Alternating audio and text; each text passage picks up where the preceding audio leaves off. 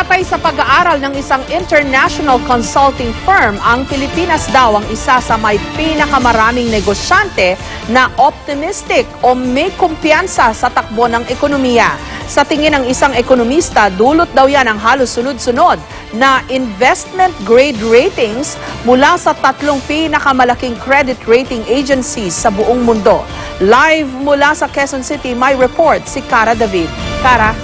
Yes, Jessica, sa kabila ng mga kalamidad na tumama sa ating bansa nitong 2013, naniniwala pa rin ang maraming negosyanteng Pilipino, malaki pa rin ang kanilang kumpiyansa sa ating ekonomiya, at least for the next 12 months. Ayon nga sa isang pag-aaral, itong Grant Thornton International Business Report, lumalabas na ang mga Pilipinong negosyante ang isa sa pinaka-optimistic sa buong mundo.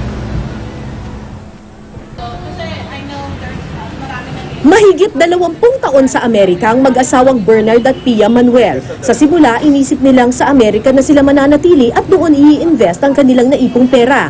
Pero nang bumagsak ang ekonomiya ng Amerika, nagdesisyon ng mag-asawang umuwi ng Pilipinas at dito magnegosyo. Sa palagay raw kasi nila, gumaganda na ang takbo ng ekonomiya sa ating bansa. The economy in the U.S. has gone down. It's harder for business owners to start up businesses over there. And yung market dito, we felt was better. The chances was better here in the Philippines. Food carts na nagbebenta ng iba't ibang pagkain ang napiling negosyo ng mag-asawa. At nagulat silang sa loob lamang ng 4 na buwan, lumago agad ang kanilang negosyo. We saw the growth of our economy. Nakita namin yung opportunities. We also want to encourage other people in the States na, hey, Mag-invest dito. yeah. Definitely. Hindi lang ang maliliit na negosyante ang nakakaramdam ng magandang business environment sa bansa. Sa isang pag-aaral, lumalabas na 90% ng mga negosyante sa Pilipinas ang optimistic sa negosyo at takbo ng ekonomiya. Ang optimism na ito ang isa sa pinakamataas sa mundo ngayong taon, kasama ang UAE, Peru, Indonesia at New Zealand. Nagsimula raw ang magandang outlook sa negosyo mula ng gumanda ang credit rating ng Pilipinas sa mga international agencies. Na-recognize na yan ng mga credit rating agencies, no? Yung Fitch, S&P, tsaka Moody's, yung tatlong major credit rating agencies na ginawa tayong investment grade, first time in our history, no? It means parang parang stamp of good housekeeping na mga investors are safe basically from mga different major risks for sa ating economy. Ang paglago ng ekonomiya naramdaman din kahit sa real estate. Sa katunayan, dumoble ang laki at dami ng proyekto nung nakaraang taon ng isa sa pinakamalaking real estate developer sa bansa. Sa palagay nila, malaking bagay raw ang kampanya laban sa korupsyon ng gobyerno sa investor confidence na nararanasan ngayon. Dagdag pa rito ang mababang interest rates at loan packages ng mga bangko, kaya mas malakas daw ang loob ng mga negosyanteng mag-invest. The Philippines has a stable political environment right now, and the investors can see the structural reforms that are happening in our country. We also have very low rental rates compared to the rest of the world. So that's why they're bringing in their BPO offices here. But in addition to that, it's really the manpower.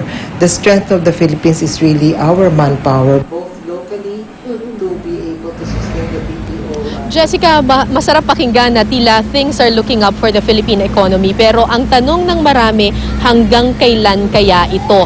May mga kritiko na nagsasabi na sana naman itong ekonomiya ng Pilipinas ay hindi parang isang lobo na lalaki ng lalaki, pero later on it will burst at babagsak na naman ang ating ekonomiya. Ang sabi ng mga negosyante, malaki ang pananagutan dito or ang responsibility dito ng gobyerno na kailangan panatilihin yung political stability, yung anti-corruption drive, at syempre mag-institute talaga ng structural reforms. Okay, Jessica. Cara, on its own, no? On its own merit, itong data na ito na mataas ang confidence ng mga negosyante is good. Pero if taken with the other surveys na isinagawa sa business sector, like yung recent SWS survey on corruption na sinasabi na maraming mga negosyante na nagsabi na nakikita pa rin nila, no, direct experiences nila na may corruption.